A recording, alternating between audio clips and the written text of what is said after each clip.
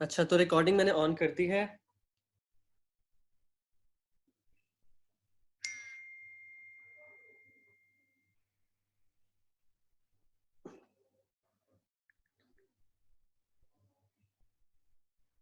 अच्छा guys, you need to understand one thing, we are going to talk on this for 2 minutes। कि ना हमारा problem ये होता है that because I am a lot into psychiatry and psychology, और मैं बहुत इस बारे में पढ़ता हूँ, that some of the times people start to underestimate themselves for the things they cannot do and forget the things that they can do। कभी भी अपनी एबिलिटीज को अंडर एस्टिमेट नहीं करना होता, ठीक है? There are some things which are unique to you and only you can do that, and you should have confidence that you are the only one that can do those things। For example, जैसे कि there must be a good artist among you all, ठीक है?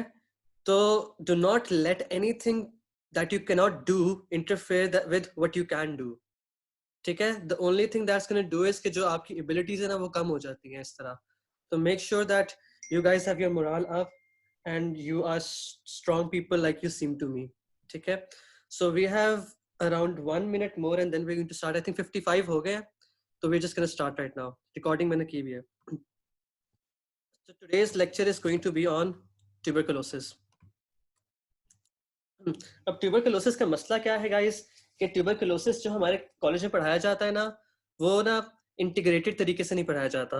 उसमें ये होता है कि someone from gynaecology is going to teach you gynaecological tuberculosis, फिर कोई आके तुम्हें पीडियाट्रिक्स का बता देगा, कोई आके तुम्हें बता देगा कि मेडिसिन में किस तरह होता है। सही है? आवर पॉइंट टुडे इज के we are going to try to cover it in a integrated way, ताकि सारे जो टॉपिक्स हैं पीडियाट्रिक सर्जरी, जहां जहां ट्यूबरकुलोसिस रिपीट होना है ना तुम लोगों का, वो इसी लेक्चर में कंप्लीट हो जाए। वरना अगर मेडिसिन के लिहाज से देखा जाए तो ट्यूबरकुलोसिस सिर्फ आधे घंटे में कंप्लीट हो जाएगा। मगर you want to make sure that you are perfect in tuberculosis, ताकि तुम डिफरेंट सब्जेक्ट्स में डिफरेंट जगहों में इसको अटेम्प्ट कर सको, ठीक है? So we are going to start with the basics right now, जिसमें ये आता है कि माइकोबैक्टीरियम ट्यूबरकुलोसिस बेसिकली एक कॉम्प्लेक्स है जो जो एक मतलब कि ऑर्गेनिजम्स का पार्ट होता है। ये इट्स बेसिकली एक part of complex of organisms such as mycobacterium tuberculosis, mycobacterium bovis and mycobacterium africanum, ठीक है? जो माइकोबैक्टीरियम बोविस होता है वो दूध में आता है, उसका रिजर्वॉयर कैटल होता है, और जो माइकोबैक्टीरियम एफ्रिकैनम होता है ना वो ह्यूमंस में आता है। So basically the bacterias are M bovis and M africanum, but इनका कॉम्प्लेक्स होता है mycobacterium tuberculosis which actually cause the disease in the patients, ठीक है? तो this is something you should generally know. थोड़ा सा पैथोलॉजी को देखेंगे इसकी।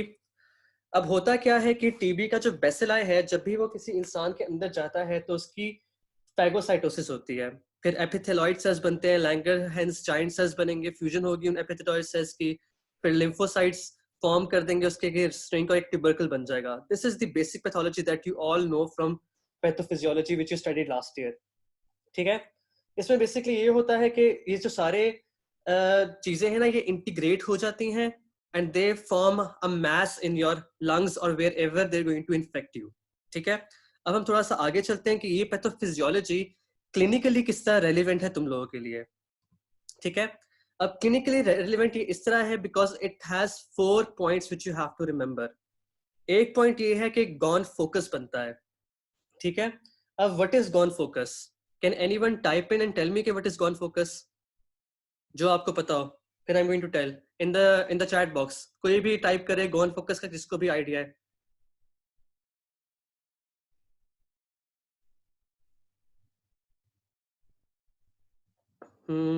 Why isn't anyone typing?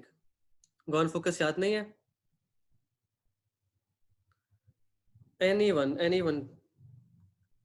ठीक है, ग्रैनुलोमा, न्यूमरस ग्रैनुलोमास, बिलावल कह रहे हैं ग्रैनुलोमा होता है, माहीन अयूब कह रही है numerous granulomas which are aggregated together, ठीक है, यू आर राइट। अब व्हाट वी से इज कि जब मेरे ख्याल से आप लोगों में से किसी ने खोली भी है, क्या कहते हैं, डेविडसन साथ में, क्योंकि you are using the same words. जब ग्रैनुलोमा बनता है ना लंग्स के अंदर जाके, तो बहुत सारे जो ग्रैनुलोमास जुड़ जाते हैं तो उसे हम गॉन फोकस कहते हैं। पेल येलो केसेस नोड्यूल होगा और 1 to 2 सेंटीमीटर होगा, ठीक है? अब ये Ghon focus when does it come converts into a Ranke complex, ठीक है? अब ये होता है कि जब प्राइमरी लीजन जो है ना गॉन फोकस की, वो अगर मिक्स हो जाए इर्द गिर्द के लिम्फ नोड्स के साथ, तो then it is called a Ranke's complex. ठीक है, अब यहाँ पर इस जगह पर इसका इसका फ्यूचर इस तरह है कि either it is going to repair, ठीक है, या फिर either it is going to convert into haematogenous infection, या हेमाटोजेनस या लिम्फोटोजेनस किसी भी तरह की डिसेमिनेटेड इन्फेक्शन हो जाएगी। अब रेपरेटिव प्रोसेस क्या होता है? अब रेपरेटिव प्रोसेस में क्या होता है कि प्राइमरी कैप्सूल, प्राइमरी कॉम्प्लेक्स है ना, उसके इर्द गिर्द एक फाइब्रस कैप्सूल बन जाएगी जो बेसिलाई के स्प्रेड को बेसिलाई के स्प्रेड को रोकेगी। Ma'am, I am going to give you time to ask questions. जब मैं बोल रहा हूं तो we can not have questions in between because flow टूटता है। ठीक है, after this slide is done I am going to answer everyone's questions जो जो यहाँ पे होंगे। सही है, अब होगा क्या कि जो प्राइमरी कॉम्प्लेक्स ऑफ रैंकी है उसके इर्द गिर्द फाइब्रस कैप्सूल बनेगा। ये रेपरेटिव प्रोसेस की हम बात कर रहे हैं। अब वो फाइब्रस कैप्सूल क्या करेगा कि उन बेसिलाई को उसके अंदर लिमिट कर देगा। ठीक है, अब यहाँ पे मसला क्या होता है कि ना, यहाँ पे मसला क्या होता है कि कभी कभार इम्यून प्रोसेस लेट हो जाता है, जिसकी वजह से वो जो बेसिलाई हैं वो उनका लिम्फेटिक और हेमाटोजेनस स्प्रेड ऑलरेडी होना शुरू हो जाता है, जिसकी वजह से वो different area such as lymph nodes, lungs में प्लूरल फ्यूजन करा देंगे, मेनिंजाइटिस करा देंगे, पेरिकार्डाइटिस करा देंगे, ये सब चीजें करा सकते हैं ये, but after the incubation period. So the reparative process is very important.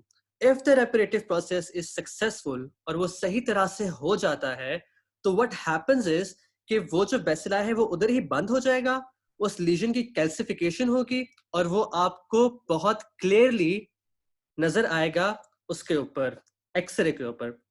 ठीक है, तो अभी हमने प्राइमरी इन्फेक्शन की बात की कि एक बेसिला आया, उसके गॉन फोकस बना, रैंकी कॉम्प्लेक्स बना, रेपरेटिव प्रोसेस अगर सक्सेसफुल हो गया तो वो कैल्सिफाई होकर वहीं पे रुक गया, अगर सक्सेसफुल नहीं हुआ तो डिसेमिनेटेड इन्फेक्शन होगी। और चौथा पॉइंट ये है कि रेपरेटिव प्रोसेस की इम्यूनिटी स्टार्ट होने से पहले कुछ जो बेसिलाए हैं वो निकल कर जाकर बाकी जगहों पे सीडिंग कर लेंगे।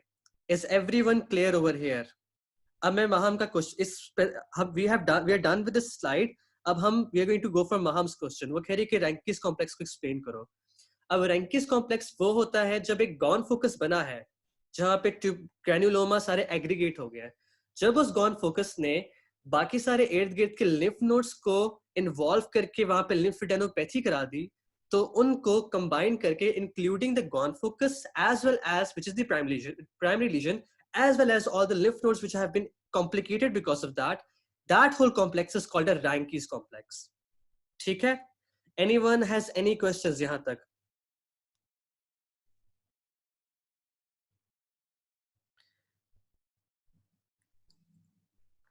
रेपरेटिव प्रोसेस के महामिस पूछ रही, रेपरेटिव प्रोसेस के बाद भी स्प्रेड होगा?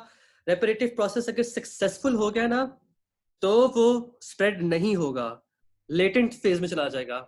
फिर जब बाद में कभी इम्यूनिटी कम होगी तो वो वापस अवेकन हो जाएगा वहां से।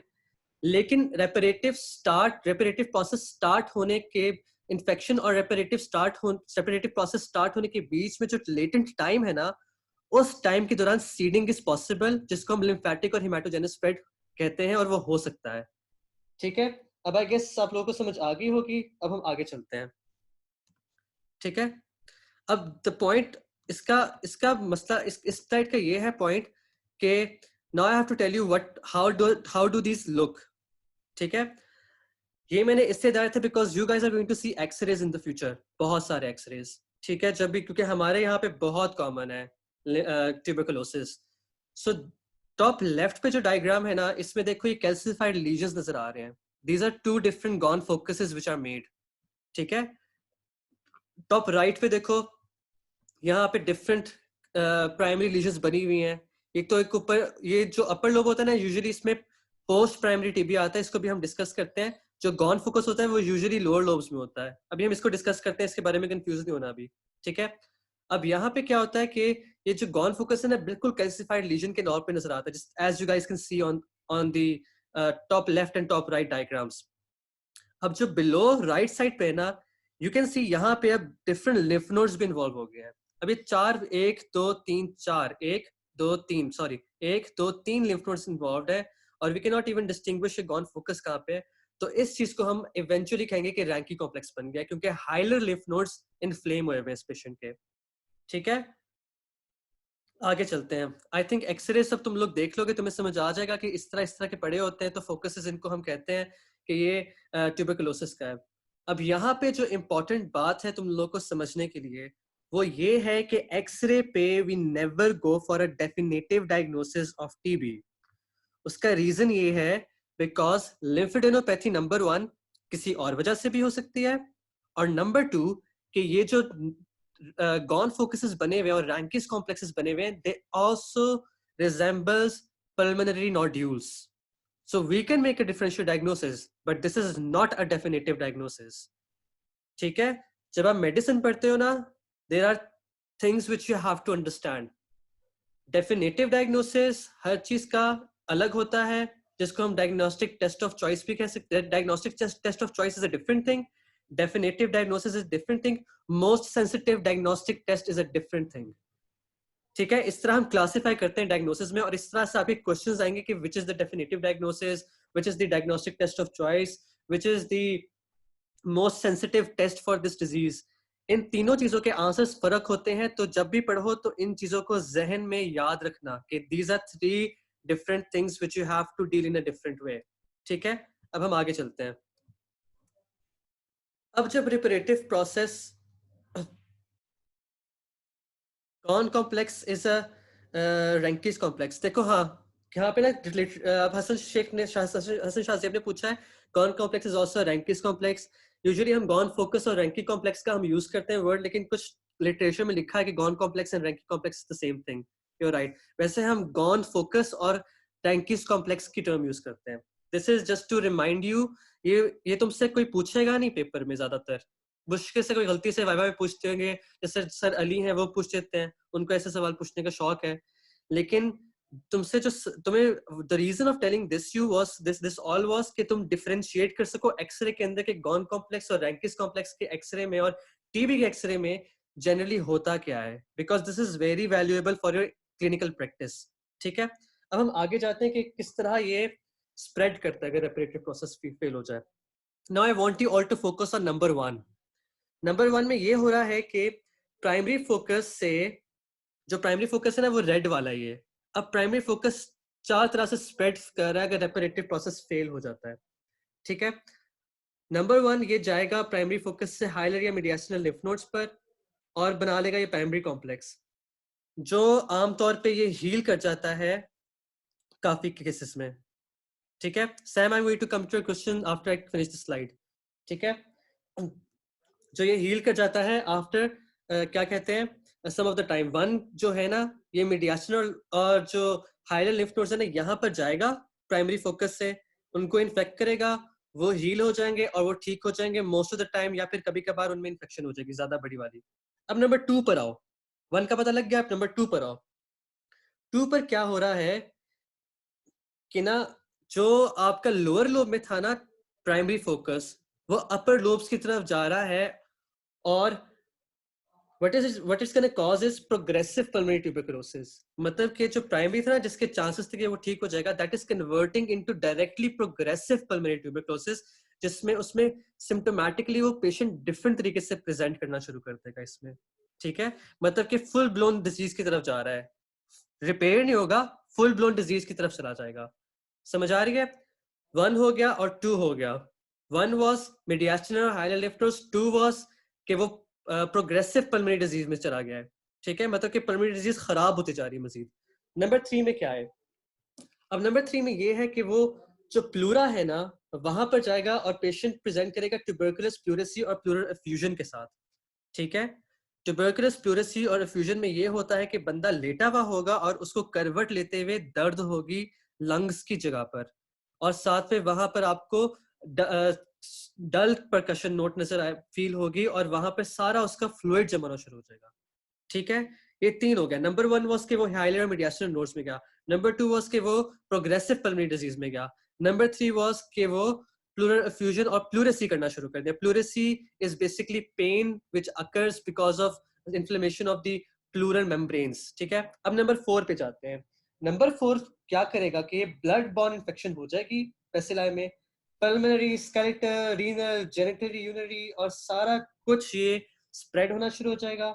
अगर बहुत ज्यादा मैसिव स्प्रेड हो गया, ठीक है, बहुत ज्यादा मैसिव स्प्रेड, तो it is going to lead to miliary tuberculosis. बहुत ज्यादा मैसिव स्प्रेड में ये होता है कि मिलियरी ट्यूबरकुलोसिस होता है या मेनिंजाइटिस होता है, ठीक है। तो ये चार चीजें हो गई हैं क्लियर। अब सैम के क्वेश्चन पे आते हैं, which is Ghon focus Ranke complex sometimes resemble what. यार इसमें मैं कह रहा था कि जो जो नोड्यूल्स बनते हैं ना, दे जो एक सर्कुलर कैल्सिफाइड होते हैं, ये पल्मोनरी नोड्यूल को रिजेंबल करते हैं, तो हम इससे डेफिनेटिव डायग्नोसिस नहीं बना सकते ट्यूबरकुलोसिस का।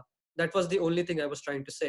ये पल्मोनरी नोड्यूल्स मैं पढ़ाऊंगा नहीं, लेकिन तुम लोग पढ़ लेना, इतना हाई यील्ड टॉपिक नहीं है, मगर it is still important for you to study. ये मैं नहीं पढ़ाऊंगा, ये खुद पढ़ना तुम लोगों ने, ठीक है। So we right now know कि ट्यूबरकुलोसिस होता है क्या, पैथोजेनेसिस होती क्या है, फिर उसके बाद उसकी आगे फेट्स क्या होती हैं, और अगर रेपरेटिव प्रोसेस फेल हो जाए तो चार तरीकों से किस तरह वो मैनिफेस्ट करता है। यहां तक हमें पता लग गया है, सही है। अब हम जाते हैं आगे, सही है। अब रिस्क फैक्टर्स एक दफा सारे पढ़ लें, रीड कर लें। ये बस तुम लोगों को पता होना चाहिए, क्योंकि जब तुम्हारे क्वेश्चन आते हैं ना यूएचएस में, वो रिस्क फैक्टर्स के साथ आपको डालते हैं, ताकि आप आइडेंटिफाई कर सको कि बेसिकली क्या क्या था पेशेंट को। सही है, ये देख लो जरा। अब इसमें जो इंपॉर्टेंट चीजें हैं याद रखने वाली, एक तो वो है कि जो एमसीक्यूज में क्वेश्चन आता है एसोसिएट डिजीजेस में, नंबर 5 पे देखो सिलिकोसिस रखा हुआ है। Silicosis is an occupational disease which is correlated with, क्या कहते हैं, कोरिलेटेड विद ट्यूबरकुलोसिस। तो ये चीज याद रखना। ये बाकी सारे you should have a good knowledge of these, तुम लोगों को रीड करना आना चाहिए, ठीक है। आगे चलते हैं अब now we are going to go to the clinical features. पहले हमने डिस्कस किया था प्राइमरी ट्यूबरकुलोसिस। प्राइमरी वाला वो था जो अर्ली, जो बंदे को पहली दफा होता है, मतलब कि पहले वो कभी भी इन्फेक्ट नहीं हुआ और उसको एकदम इन्फेक्शन होगी। अब इसमें ये होता है कि ना, self limiting febrile illness develop कर लेंगे जिसका कोई क्लिनिकल कोर्स नहीं होगा, या फिर वो हाइपर सेंसिटिव रिएक्शन हो जाएगा, या प्रोग्रेसिव इन्फेक्शन की तरफ चले जाएंगे। सही है, इसके तीन फेट्स होती है प्राइमरी टीबी की। जो एक बंदा जो it it very much depends on कि इम्यूनिटी बंदे की कितनी स्ट्रांग है।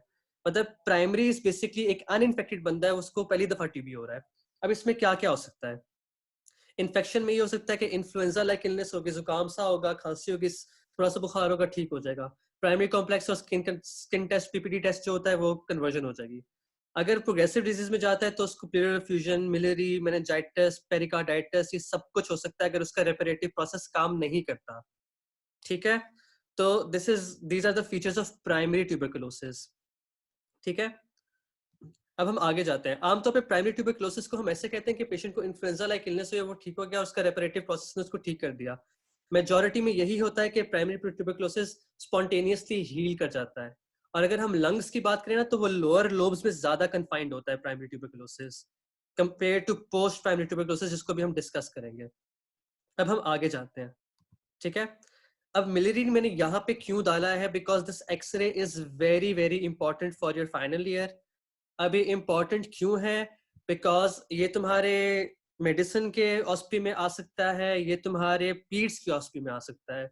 हमारे इस साल पीड्स की ऑस्पी में ये एक्सरे आया था। अब मिलियरी ट्यूबरकुलोसिस क्या होता है?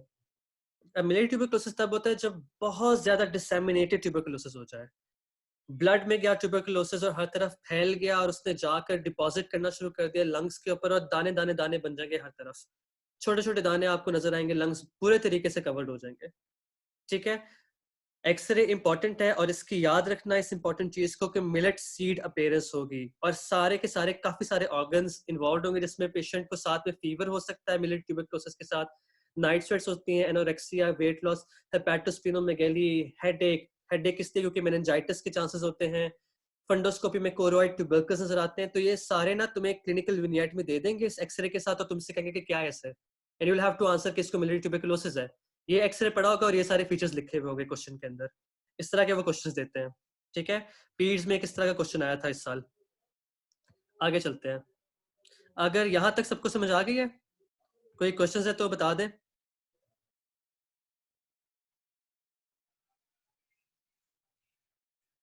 Any questions? अगर समझ आ गई तो लिख दें यस, अगर समझ आ गई है तो यस लिख दें, अगर कोई क्वेश्चन है तो वो जल्दी से पूछ लें, ठीक है। कोराइड ट्यूबरकस सैम पूछ रहे हैं। सैम, कोराइड ट्यूबरकस आंखों में बनते हैं, ठीक है, आंखों में बनते हैं। और हाँ, महा महमूद का भी सही क्वेश्चन है कि रेपरेटिव प्रोसेस के बाद, यस, रेपरेटिव प्रोसेस अगर फेल हो जाए ना, इवन इन प्राइमरी ट्यूबरकुलोसिस, तो मिलियरी ट्यूबरकुलोसिस भी हो सकता है, पेरिकार्डाइटिस हो सकता है, काफी चीजें हो सकती हैं उसके अंदर, ठीक है। पेशेंट को बस ये होता है कि यूजुअली आमतौर पे प्राइमरी ट्यूबरकुलोसिस में most of the patient who are immunocompetent, उन लोगों का रेपरेटिव प्रोसेस ठीक होता है और वो वहीं पे ठीक हो जाता है। सही है, आगे चलते हैं, लेट्स गो आगे। अब now the point is this कि we have to discuss post primary tuberculosis. अब सबसे बड़ा मसला है कि लोगों को पता नहीं होता कि प्राइमरी ट्यूबरकुलोसिस और पोस्ट प्राइमरी ट्यूबरकुलोसिस में क्या फर्क है। हमारी 70% ऑफ फाइनल ईयर को भी नहीं पता होगा। अभी मैं ऑनेस्टली बताऊं, मुझे अभी डेविडसन पढ़ के सही तरह समझ आया है कि क्या होता है फर्क, ठीक है। अब पोस्ट प्राइमरी ट्यूबरकुलोसिस को हम सेकंड एक्टिव ट्यूबरकुलोसिस भी कहते हैं, सेकेंडरी एक्टिव ट्यूबरकुलोसिस। ये 23rd एडिशन ऑफ डेविडसन में नहीं लिखा हुआ, मगर ये लिखा हुआ है तो 22nd एडिशन में लिखा हुआ है, और इसको अभी तक हम सेकेंडरी एक्टिव ट्यूबरकुलोसिस कहते हैं। पेशेंट को पहले लेटेंट इन्फेक्शन हुआ, या लेटेंट इन्फेक्शन था, या उसको री इन्फेक्शन हुआ, और उसने ट्यूबरकुलोसिस के साइंस और सिम्टम्स डेवलप करना शुरू कर दिए, ठीक है। अब साइंस और सिम्टम्स किस तरह के होंगे और वो किस तरह से फर्क होंगे, that is the point. Patient की इम्यूनिटी वीक होगी और सेकेंडरी एक्टिव ट्यूबरकुलोसिस ये हमने डिस्कस कर लिया। अब इसमें जो प्री डायलेक्शन है, that is towards the upper lobes of the lung. Chronic cough होगी, हिमोप्टिसिस होगा, malaise, loss of appetites, history of chronic cough आएगी, लॉस ऑफ एपेटाइट्स होगी, नाइट स्वेट्स होगी, लो ग्रेड फीवर होगा। पेशेंट स्पॉन्टेनियस न्यूमोथोरिक्स में भी जा सकता है। अगर वो एक्टिवेट होकर डिसीज कन्वर्ट से, तो वो मिलियरी पैटर्न भी दे सकती है, और लंग्स के ऊपर आपको कैविटेशन नजर आएंगी, ठीक है। पुराने वाले में ये था ना कि अगर प्राइमरी रेपरेटिव प्रोसेस अगर ठीक हो जाता है तो इन्फ्लुएंजा लाइक इलनेस होगी, फेब्राइल्स इलनेस होगी, वो खुद ही ठीक हो जाएगा, और वहां पे जो गॉन फोकस है जो लोअर लोब में है, वो वहां पे ठीक हो जाएगा, या it is going to go to progressive permanent disease. अब पोस्ट प्राइमरी में क्या है कि वो अपर लोब्स की तरफ चला जाता है, वहां पे लीजन बनती है, हेमोप्टिसिस होगा, क्रॉनिक कफ होगी, बहुत हिस्ट्री ऑफ फीवर होगी, और जिस तरह हमारे पेशेंट्स प्रेजेंट करते हैं वो आमतौर पर पोस्ट प्राइमरी ट्यूबरकुलोसिस के साथ प्रेजेंट करते हैं। समझ आ रही है सबको यहाँ तक? क्योंकि थोड़ा सा कंफ्यूजिंग है, और I was trying to make it very easy for you guys. अब हम डिफरेंस देखते हैं कि पोस्ट प्राइमरी और प्राइमरी के अंदर फर्क क्या होता है। ये मैंने नई स्लाइड डाली है, ये कल नहीं थी। अगर कोई कल आज हमारे कोई स्टूडेंट्स ऐसे हैं जो who are here with us, जो कल भी थे मेरे साथ, तो वो ये देख लें कि प्राइमरी वाले की लोकल लीजन स्मॉल होती है, पोस्ट प्राइमरी में लार्ज होगी। प्राइमरी में लिम्फेटिक इन्वॉल्वमेंट ज्यादातर होती है, लेकिन पोस्ट प्राइमरी में आमतौर पर नहीं होती। कैविटी फॉर्मेशन प्राइमरी में रेयर होती है, लेकिन पोस्ट प्राइमरी में कॉमन होती है। कैविटी फॉर्मेशन क्या होती है कि एक सर्कुलर सा निशान होगा एक्सरे के ऊपर, और बीच बीच में से वो क्या होगा, ब्लैक कलर का होगा, मतलब कि वो ना लाइक कैविटी बनी हुई है उसके अंदर, इस तरह का होता है वो, ठीक है। तो वो कैविटेशन पोस्ट प्राइमरी में होती है। ट्यूबरकुलिन टेस्ट प्राइमरी रिएक्टिविटी जो होती है वो प्राइमरी में कहते हैं कि नेगेटिव इनिशियली होती है, लेकिन आमतौर पे कुछ लिटरेचर कहता है कि वो पॉजिटिव हो जाती है। तो ट्यूबरकुलिन रिएक्टिविटी वाले पॉइंट को भी तुम लोग भूल जाओ, सही है। इन्फेक्टिविटी पल्मोनरी केसेस में प्राइमरी में अनकॉमन होती है, जिस तरह हमने डिस्कस किया था पहले, पोस्ट प्राइमरी में यूजुअल होती है। साइट क्या होती है प्राइमरी की, वो any part of the lung में जा सकता है, आमतौर पे नीचे होता है, और ऊपर कम होता है, परसेंटेज उसकी ऊपर होने की कम होती है। लेकिन जो पोस्ट प्राइमरी होता है ना, वो ऑक्सीजनेटेड एरियाज की तरफ जाता है, और वो अपर और एपिकल रीजन होते हैं लंग्स के, वहां पर होते हैं। और प्राइमरी में लोकल स्प्रेड कम होगा, और पोस्ट प्राइमरी में लोकल स्प्रेड ज्यादा होगा। एवरीवन टेल मी कि आपको प्राइमरी और पोस्ट प्राइमरी में फर्क समझ आ गया है या नहीं आया? यस क्लिक दो अगर आ गया तो।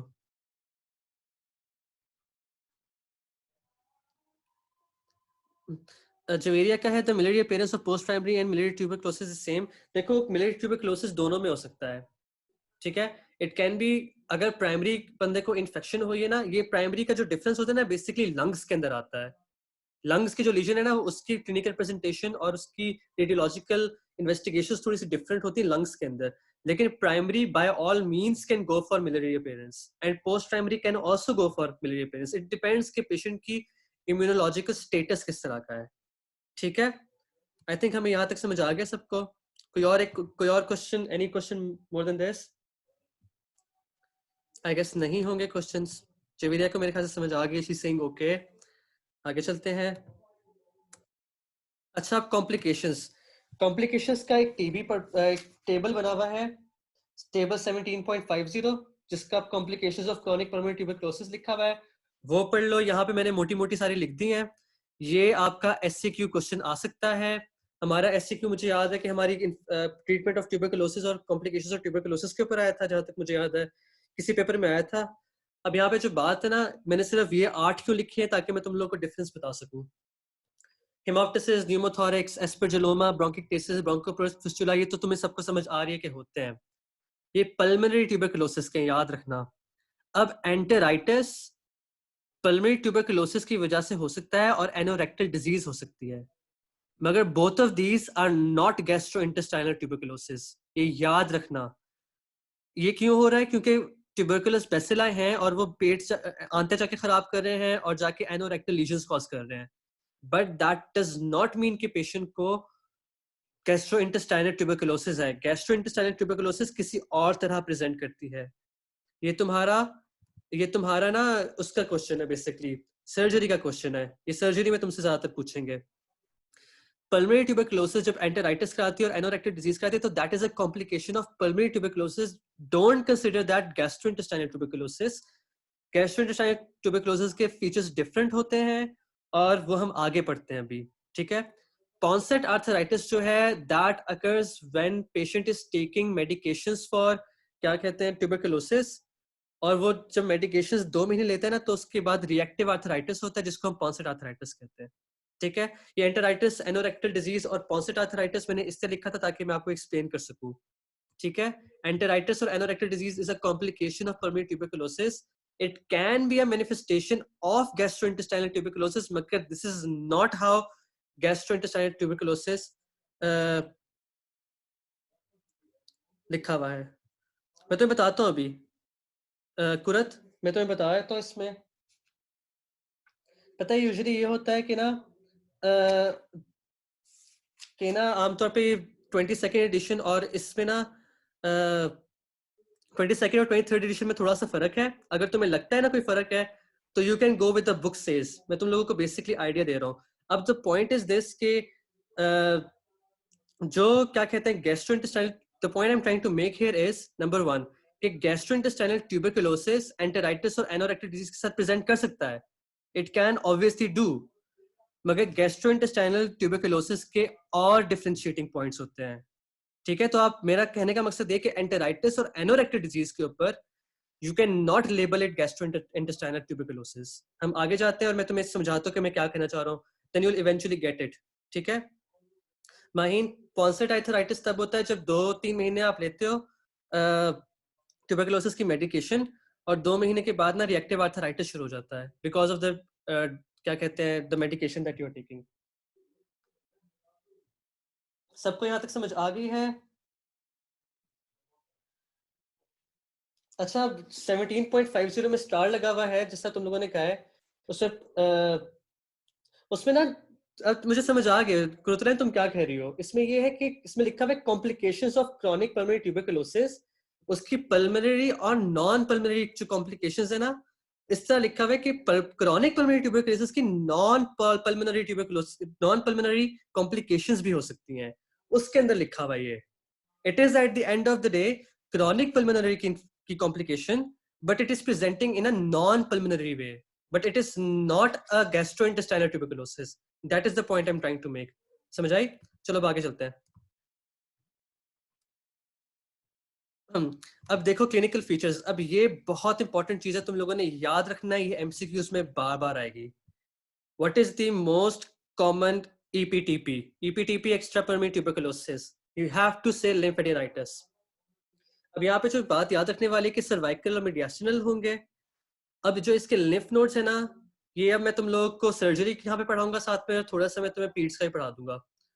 अब इसमें ये क्या होगा कि पहले पेनलेस होंगे सारे नोड्यूल्स जो इन्फ्लेम होंगे, फिर वो मोबाइल हो जाएंगे, फिर वो एक दूसरे से जुड़ जाएंगे जिसको हम कहते हैं मैटेड, फिर उनके अंदर केजिएशन शुरू हो जाएगी, वो लिक्विफाई करेंगे और फ्लक्चुएंट हो जाएंगे। जब वो फ्लक्चुएंट होंगे ना, अभी फटे नहीं है, वो फ्लक्चुएंट हुए हैं, उसको हम कहते हैं कॉलर स्टड एब्सेस। और जब उसके अंदर से साइनसेस निकलना, साइनस बन जाएगा और वो लीक करना शुरू कर देगा, तो हम उसे कहेंगे स्क्रोफुला। स्क्रोफुला वाला जो क्वेश्चन है ये डर्मेटोलॉजी का है, ये याद रखना। I am trying to cover this यहाँ पर ताकि तुम लोग को याद रहे कि इसकी स्किन की मैनिफेस्टेशन होती है कि स्क्रोफुला कॉज करता है। ये याद रखना, ये डर्मा के अंदर एमसीक्यू आया था। और इस तरह मसला ये कि ट्यूबरकुलोसिस हर जगह इतना इन्वॉल्व है कि ट्यूबरकुलोसिस कहीं भी किसी भी चैप्टर में आ सकता है। That is the problem. इससे मैं जरा इंटीग्रेट करके पढ़ा रहा हूँ तुम लोग को। अब याद यहाँ पे जो चीजें याद रखने वाली, एक तो है नंबर 1 मैटेड। याद रखना ट्यूबरकुलोसिस की अपीयरेंस मैटेड होती है। ये सर्जरी का क्वेश्चन है। कॉलर स्टड एब्सेस भी सर्जरी का क्वेश्चन है। और स्क्रोफुला डर्मेटोलॉजी का क्वेश्चन है। ठीक है, टू रिमेंबर दिस ऑलवेज।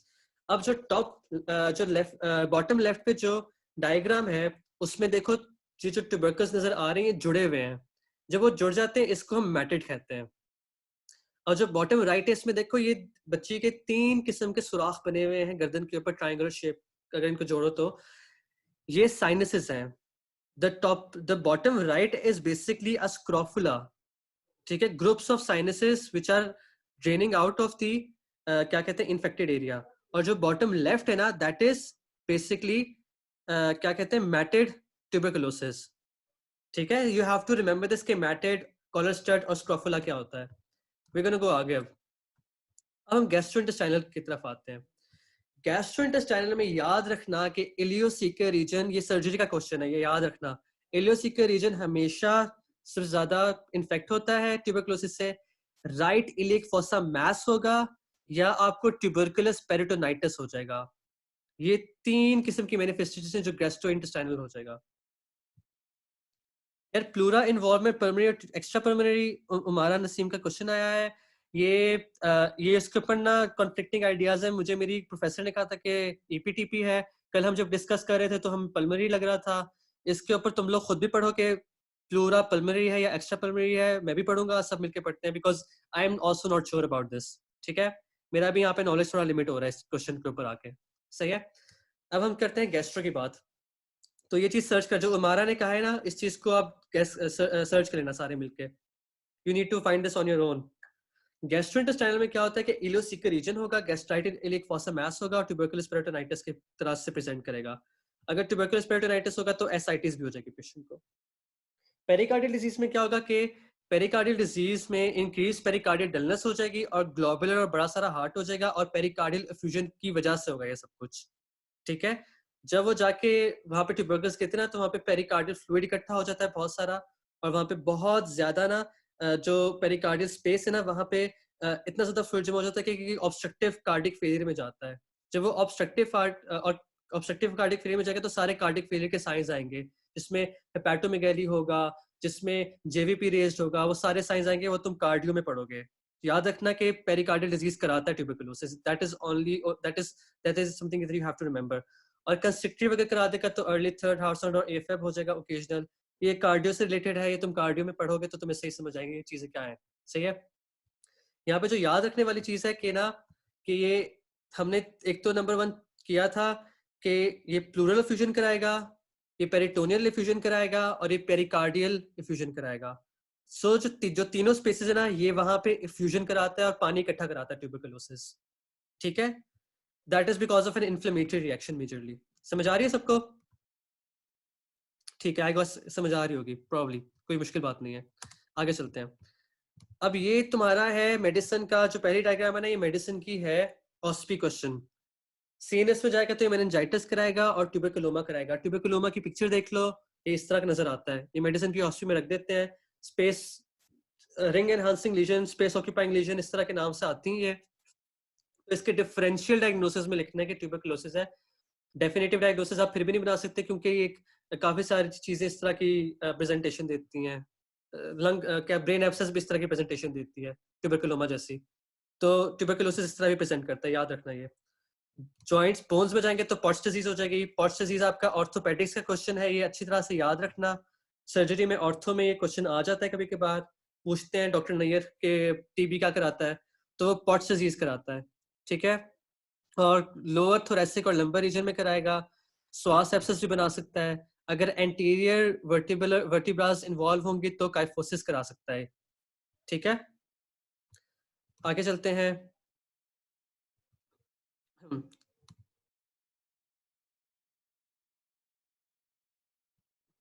वहाँ महमूद का क्वेश्चन है, इसको मैं आंसर करता हूँ इस स्लाइड के बाद। जॉइंट्स में क्या कि पॉन्सेट आर्थ्रोपैथी कराएगा, जैसे हमने डिस्कस किया था। हिप और नी होगी 2 months after starting treatment of TB, immunologically mediated.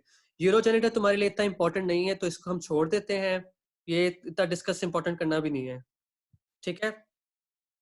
Maham का बेसिक क्वेश्चन ये है कि पल्मरी है या गैस्ट्रिक है, कुछ ट्रीटमेंट को इफेक्ट होता है, ऑब्वियसली इफेक्ट होता है यार। द नंबर ऑफ टाइम, मतलब कि ट्रीटमेंट ड्यूरेशन फर्क होती है। आप जो प्रोग्नोसिस चेक करते हो ट्रीटमेंट का, कि आपकी ट्रीटमेंट काम कर रही है या नहीं कर रही, उसके लिए आप डिफरेंट मोडालिटीज यूज करोगे टेस्ट करने के लिए। अब एक पेशेंट को गैस्ट्रोइंटेस्टाइनल ट्यूबरकुलोसिस है, तो आप उसका स्पूटम वेव भी तो नहीं लोगे ना चेक करने के लिए कि ट्रीटमेंट सही जा रही है कि नहीं जा रही। तो इसलिए डिफरेंशिएट करना जरूरी होता है, क्योंकि आपने प्रोग्नोसिस भी तो देखना है ना पेशेंट का, कि ट्रीटमेंट के साथ फॉलो कर रहा है कि नहीं कर रहा, ठीक है। अब आगे चलते हैं। इनका कोरिलेट देख लो यहाँ पे थोड़ा सा। 3 to 8 weeks time from infection में प्राइमरी कॉम्प्लेक्स बनेगा। 3 to 6 मंथ में मेनिंजियल मिलियरी प्लूरल डिजीज होती है। 3 साल बाद गैस्ट्रोइंटेस्टाइनल बोन, और ये सारे इन सबके टाइमिंग्स भी डिफरेंट है, ठीक है। ये इतना इंपॉर्टेंट नहीं है, you don't need to remember this at all, बस तुम्हारे क्लिनिकल के लिए मैंने रखा है ये। आगे चलते हैं। ये बहुत अच्छी पिक्चर है, ये याद कर लो कि ट्यूबरकुलोसिस की मैनिफेस्टेशंस क्या क्या होती हैं, तुम्हें समझ आएंगी। ये जो नहीं है क्रेनियल नर्व पैल्सी, ये अभी पढ़ लो, आगे क्वेश्चन आएगा जो इससे रिलेटेड होगा। I want you to be vigilant right now. ये क्रेनियल नर्व पाल्सी वाली बात जरा सुन देख लो यहाँ पे, फिर बाद में देखते हैं कि तुम लोगों को आता है कि नहीं आता, ठीक है। आगे, अब डायग्नोसिस। अब यहाँ पे हमने तीन चीजें देख, डेविडसन, स्टेपर और कैप्टन में निकाला ये सब कुछ। पल्मोनरी के लिए आप स्पूटम कराते हो, आपने बेसिकली उसका चेक करना है कि उसके इन्फेक्शन है कि नहीं है, तो स्पूटम कल्चर से चेक, स्पूटम के अंदर से एएफपी कर लेते हो, ब्रोंकोस्कोपी से आप निकाल लो, गैस्ट्रिक वॉशिंग बच्चों में करते हैं, ये एक दफा पढ़ लो सारा। एक्स्ट्रा पल्मोनरी ट्यूबर के लिए फ्लूइड एग्जामिनेशन करते हो और टिश्यू बायोप्सी करते हो बेसिकली। दोनों पल्मोनरी एक्स्ट्रा पल्मोनरी के लिए डिफरेंट मोडालिटीज यूज करते हैं। अब जो इसमें से इंपॉर्टेंट चीज जो है ना, मैंने यहाँ पे लिखी हुई है, वो ये है कि डायरेक्ट माइक्रोस्कोपी जब भी करनी होती ना, तो पेशेंट से 2 सैंपल्स लेने हैं। This is what Davidson says. Kaplan कहता है कि 3 सैंपल्स लो। स्पूटम के 2 सैंपल्स लेने हैं, और उनमें से एक अर्ली मॉर्निंग होना चाहिए। ये वाइवा क्वेश्चन है, ये डॉक्टर खुरम पूछेंगे। और आजकल एलईडी और एमीन रिप्लेस करिए जेडन स्टेनिंग को, ठीक है। अब जेडन इतनी इंपॉर्टेंट नहीं रही, एलईडी और एमीन होती है। हमारे सेटअप में अभी भी जेडन करते हैं, क्योंकि हमारे पास एलईडी और एमीन है नहीं। अब याद रखना, this is very very important, कि डेफिनेटिव डायग्नोसिस हमेशा ट्यूबरकुलोसिस का कल्चर से होता है। कल्चर के लिए आप बैकटेक मीडियम यूज करते हो या लोवेस्टाइन जेंसन मीडियम यूज करते हो, वही जो लिखे हुए थे माइक्रो में, लेकिन डेफिनेटिव डायग्नोसिस हमेशा कल्चर से होता है, ठीक है। Rapid nucleic acid amplification test ने रिप्लेस किया है, मगर उनकी सेंसिटिविटी कल्चर जैसी नहीं होती। कल्चर में टाइम लगता है, मगर they are still the definitive diagnosis. आप चेस्ट एक्सरे, थर्ड पॉइंट है कि आप चेस्ट एक्सरे कर सकते हो। Pleural biopsy is the single most sensitive test. इसके ऊपर हमारी कल भी डिस्कशन हुई थी, इसको जरा सर्च कर लेना कि प्लूरल बायोप्सी सिर्फ प्लूरल टीबी के लिए होता है या फिर लंग्स के टीबी के लिए होता है। ये चीज जरा सर्च करने वाली है, क्योंकि थोड़ा सा कंट्रोवर्शियल चीज है। अब एक और चीज जो याद रखी ना तुम लोगों ने, जो एक दफा क्वेश्चन में आया था, मेरे ख्याल से हमें क्लास में किसी ने क्वेश्चन पूछा था ये, कि एक एंजाइम होता है एडेनोसिन डी एमिनेज, ये टीबी के साथ प्लूरल पेरिकार्डियस, सीएसएफ और एसिटिक फ्लूइड में इंक्रीज कर जाएगा। जो सारे फ्लूइड्स है ना, उनमें एडी एडिनोसिन डीएमिनेस इंक्रीज कर जाता है। तो आप इसको भी टेस्ट कर सकते हो, आमतौर पे करते नहीं है, लेकिन ये मिलेगा आपको ज्यादा, ठीक है। ये क्वेश्चन है कि कौन सा एंजाइम इंक्रीज करता है इनके अंदर, और वो है एडेनोसिन डीएमिनेस।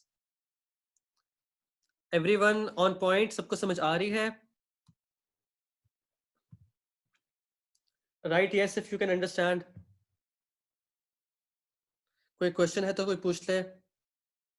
जवेरिया समझ आ रही है? ठीक है, मुझे बताओ। आमना मुश्ताक आपको समझ आ रही है? जिया अली समझ आ रही है? मुनज़्ज़ा कलीम आपको समझ आ रही है? शिजरे आप कुछ समझ आ रही है? आज आपने कुछ लिखा नहीं है, I can't see anything from you. ठीक है, आई गेस समझ आ रही होगी। अब जो पॉइंट यहाँ पर ये है ना, कि वो याद रखना है कि जब भी आपके पास पेशेंट आएगा ना डिफरेंट टाइप्स ऑफ टीबी के साथ, तो आपने अकॉर्डिंगली टेस्ट करना है। ये नहीं कि आप स्पूटम एएफए भेज दोगे। पल्मोनरी है तो सबसे पहले आपने स्पूटम की डायरेक्ट माइक्रोस्कोपी कराई, फिर कल्चर अब कम ही कराते हैं आमतौर पे। स्पूटम माइक्रोस्कोपी और चेस्ट एक्सरे के ऊपर ना ये लोग स्टार्ट करा देते हैं ट्रीटमेंट पेशेंट की। इस तरह ही होता है। पीपीडी भी कराते हैं स्क्रीनिंग के लिए, तो ये चीज याद रखना। आगे चलते हैं। अब ट्रीटमेंट क्या करनी है। अब तुम लोगों के क्वेश्चंस आने वाले हैं, अब तो जरा ज्यादा एहतियात से जरा पढ़ना शुरू कर दो कि ना। अब एहतियात से पढ़ना शुरू कर दो क्योंकि मैं तुमसे सवाल पूछूंगा। ट्रीटमेंट का निमोनिक है राइप, रिफेम्पिसिन, आइसोनाइजेट, पायराजिनामाइड, इथैम्ब्यूटॉल। ये याद रखना है, ये है स्टैंडर्ड रेजिमेन। क्या होती है, 2 मंथ्स आपने इसको देनी है आइसोनाइजेट, रिफेम्पिसिन, पैराजिनामाइड और इथैम्ब्यूटोल, और फिर बाकी 4 मंथ्स देनी है आपने आइसोनाइजेट और रिफेम्पिसिन। वो जो 9 मंथ्स वाला था ना क्राइटेरिया, कैडसन वाली बातें, वो अब भूल जाओ। वो वाली हम फॉलो नहीं करते। डेविडसन में ये नई तरीका लिखा है कि 6 महीने ट्रीट करना है। ठीक है।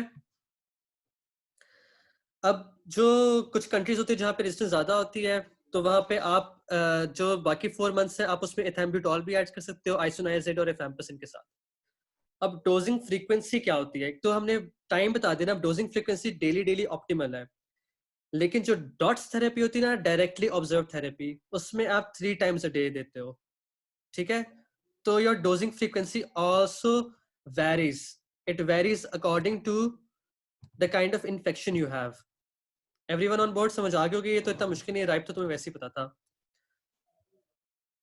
अब ये क्वेश्चन है जो इंपॉर्टेंट है। ये क्वेश्चन याद रखना है भाई, ये तुम्हें हर जगह तुमसे पूछेंगे। एक दफा ये पढ़ लो जल्दी जल्दी, या फिर इसकी स्क्रीनशॉट ले लो।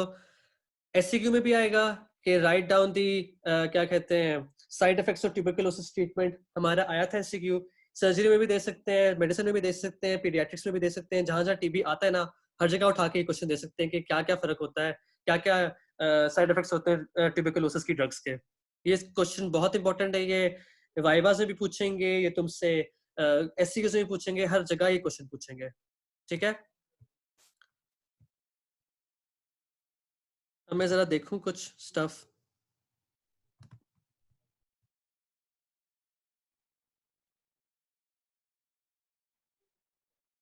Guys, I'll need a bit of time तुम लोगों का, ताकि मैं तुम लोगों का क्वेश्चन खोल लूं।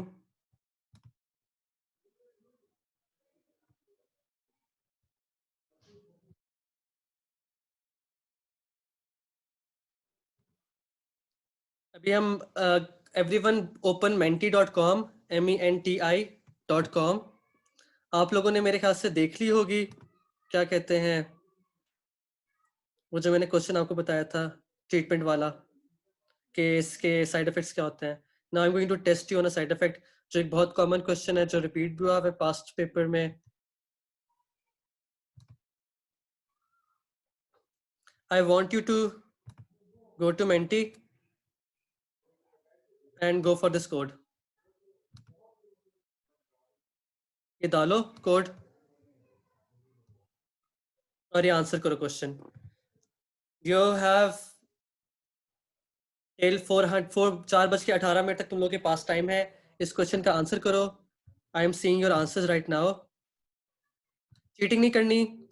अगर नहीं पता तो बता, गलत कर दो, लेकिन चीटिंग नहीं करनी। किसी का मुझे नहीं पता लगेगा कि कौन सही कर रहा है आंसर, कौन गलत कर रहा है आंसर, बिकॉज अनोनिमसली है सब कुछ। 5 लोगों ने कर लिया है, 10 लोगों ने कर लिया है।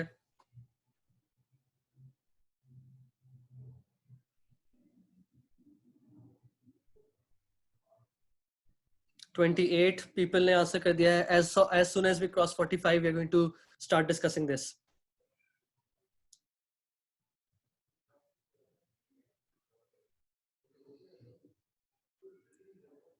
38 बच्चों ने कर दिया है आंसर।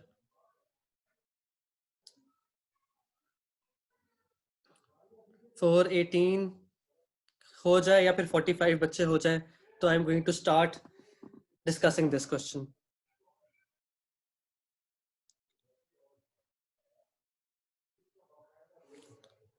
चलो अब तुम लोगों को दिखाता हूँ कि तुम लोगों ने आंसर क्या किया है।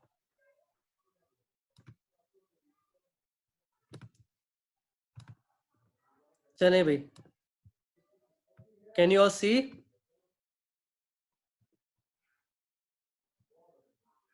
तो 39 लोगों ने आंसर किया peripheral neuropathy, and that is the correct answer. Orange colour urine याद रखना हमेशा रिफैम्पिसिन की वजह से होती है और किसी वजह से नहीं होती ही।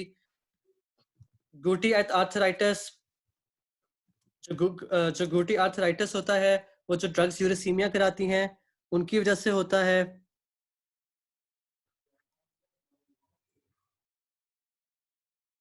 ठीक है, तो जस्ट मेक श्योर कि आइसोनाइजेट के साथ हमेशा पेरिफेरल न्यूरोपैथी होती है। सही है। जो रिफैम्पिसिन है वो ऑरेंज कलर कराएगी, जो पायराजिनामाइड है वो हेपेटाइटिस हाइपरयूरेसीमिया वगैरह कराती है, स्ट्रेप्टोमाइसिन एट्स नर्व डैमेज कराती है, और एथैम्ब्यूटोल रेट्रोबर्बर न्यूराइटिस कराती है, कलर ब्लाइंडनेस कराती है, और साथ में आर्थ्रेल्जिया कराती है। एथैम्ब्यूटोल का लेस जो कॉमन एडवर्स इफेक्ट है वो भी पेरिफेरल न्यूरोपैथी है, मगर आइसोनाइजेट का मेजर एडवर्स इफेक्ट है, तो वो इस तरह याद रखना है। ठीक है, वेल डन एवरीवन जिसने आंसर किया है। 40 लोगों ने किया है आंसर इसको, वेरी गुड, शाबाश, I am proud of you all. अब हम चलते हैं स्लाइड्स के ऊपर वापस। अब फॉर एग्जांपल हमारा पेशेंट है जिसका टीबी रेजिस्टेंट हो गया है।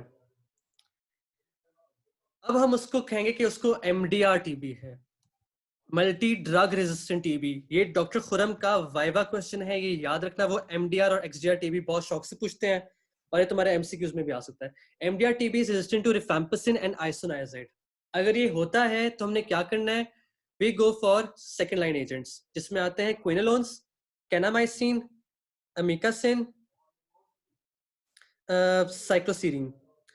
मलिहा आसिम का क्वेश्चन है कि why culture and not PCR for definitive diagnosis.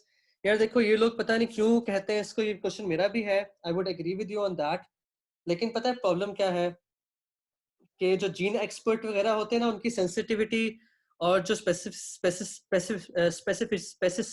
Sorry what I am saying, I don't know, specificity जो होती है ना, वो रिलेटिवली कम होती है, क्योंकि पीसीआर के लिए आपको हायर लोड ऑफ ऑर्गेनिज्म चाहिए होता है, और कल्चर में 2-3 ऑर्गेनिजम्स में भी ग्रो कर जाता है। That is what I know.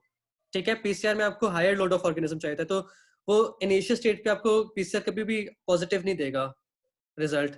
जब वो खराब हो चुका होता है ना, तो फिर पीसीआर पॉजिटिव देता है। और कल्चर तो जब भी कोई 2-3 भी ऑर्गेनिज्म हो ना टीबी के, क्योंकि उन्होंने ग्रो करना है मीडियम के अंदर, तो वो पॉजिटिव रिजल्ट दे देगा। ठीक है, तो इसलिए मेरे ख्याल से इसलिए उसको डेफिनेटिव डायग्नोसिस कहते हैं। अब MDR TB is resistant to rifampicin और आइसोनाइजेट, तो हम दो चीज सेकेंड लाइन एजेंट्स की तरफ जाएंगे, जिसमें क्विनोलोज आएंगे, कैनामाइसिन आएगी और अमीकासिन आएगी। ठीक है, अगर ये आगे से भी रेजिस्टेंट है तो हम उसे कहेंगे एक्सटीआर टीबी। एक्सटीआर टीबी की अब डेफिनेशन क्या है? एमडीआर की तो थी ना कि आइसोनाइजेट और रिफैम्पिसिन है। अब इसका क्या सीन है कि आइसोनाइजेट, रिफैम्पिसिन और क्विनोलोन तीनों से ये रेजिस्टेंट है, मगर एक एंटी इंजेक्टेबल एंटीबायोटिक है तीनों में से जो नीचे लिखी हुई है, एक इंजेक्टेबल एंटीबायोटिक से भी रेजिस्टेंट है। इंजेक्टेबल में कौन सी आती है? कैनामाइसिन, केप्टियोमाइसिन और अमीकासिन। ठीक है, ये डेफिनेशंस याद रखो तीनों। ये डॉक्टर खुरम का फेवरेट क्वेश्चन है, ये बड़े शौक से पूछते हैं, उन्होंने इसके ऊपर बहुत पढ़ा हुआ भी है, तो उनको पता है कि ही नोज कि जब भी कोई टीबी का पेशेंट है तो उन्होंने पूछना है ये सवाल। आमतौर पे इसकी ट्रीटमेंट हमारे पास नहीं होती, लेकिन अब जो आमतौर पे हम क्या करते हैं कि लाइनाजोलिड और जो वैंकोमाइसिन वगैरह है ना, उनसे ट्राई करना शुरू कर देते हैं, और पेशेंट लाइनाजोलिड पे अच्छा रिस्पॉन्ड कर रहे हैं एक्सजीआर टीबी के। ये तुम लोगों को नहीं पता होना चाहिए, बुक में बहुत डिटेल में लिखा हुआ है, लेकिन इसको पता करने का कोई फायदा नहीं है। अगर किसी से पूछ लिया तो बता देना कि लाइनाजोलिड देते हैं। ठीक है, इतनी इंपॉर्टेंट बात नहीं है। जो इंपॉर्टेंट बात है वो एक्सटीआर और एमडीआर टीबी की डेफिनेशन है, which you must know, which is very important. ठीक है, ये डेविडसन में एंड में लिखी हुई है, तो लोग मिस कर देते हैं इस चीज को। कोई पूछ रहा है कि कैप्रियो है या कैप्टियो है?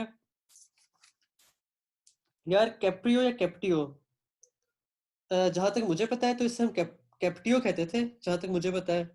लेकिन अगर मैंने गलती कर दी तो देख लेना, लेकिन as far as I know इसे कैप्टियो ही कहते हैं। ठीक है, कैप्टियोमाइसिन ही कहते हैं। हाँ, मेरे ख्याल से कैप्टियो कहते हैं, बुक में मुझे लिखा हुआ नजर नहीं आ रहा कहीं अभी, लेकिन कैप्टियो ही कहते हैं इसे। सही है, आगे चलते हैं। अब कुरत कह रही कैप्रियो है, चलो भाई कैप्रियो होगा।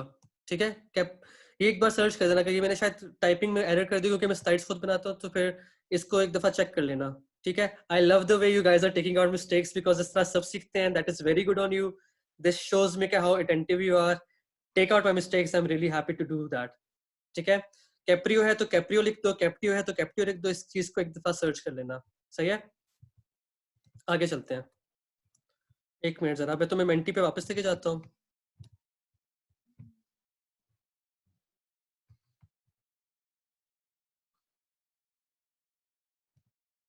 हाँ जी, अब चलें आप मेंटी के ऊपर वापस और इस क्वेश्चन का आंसर दें.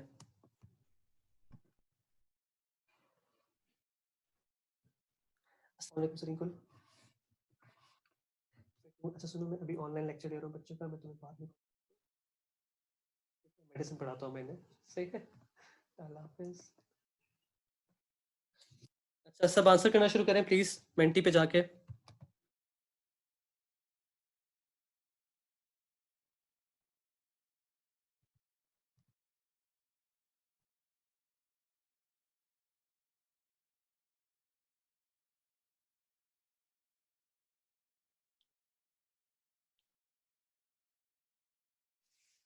हम 25 लोगों ने किया आंसर, और भी करें भाई.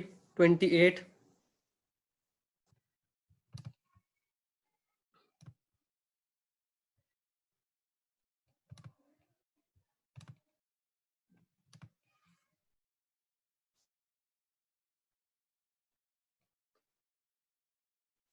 43 बच्चों ने आंसर कर दिया है.